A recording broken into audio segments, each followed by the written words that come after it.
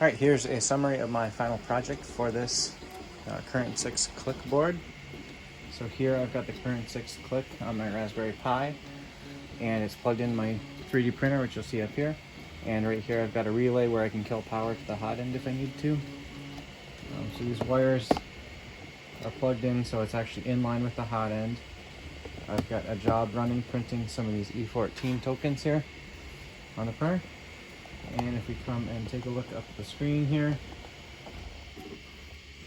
we can see what's going on. So on the bottom left, we've got the readout, just a snapshot every 2 seconds of what's going on. On the right, we've got MQTT thing, and I'm publishing and subscribing to that. So I was able to get that up and running. I have my Octoprint instance running here. All right, so now what we can show is this wire right here. If I was to, this is the, in line with the hot end. If I open that up, and so that's all it took. I just lifted up that lever, and we got a fault on here.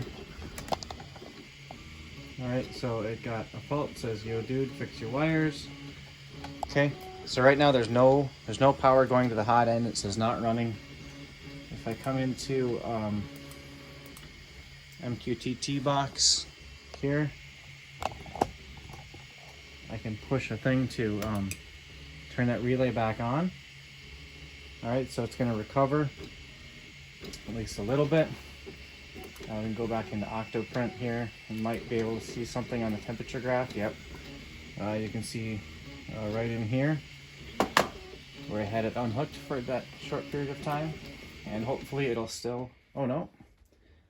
I got a error reported by the printer even from that. So it was even though I turned it back on, it still thought it was a thermal runaway, and so it shut down. So that's my project. It's up and running.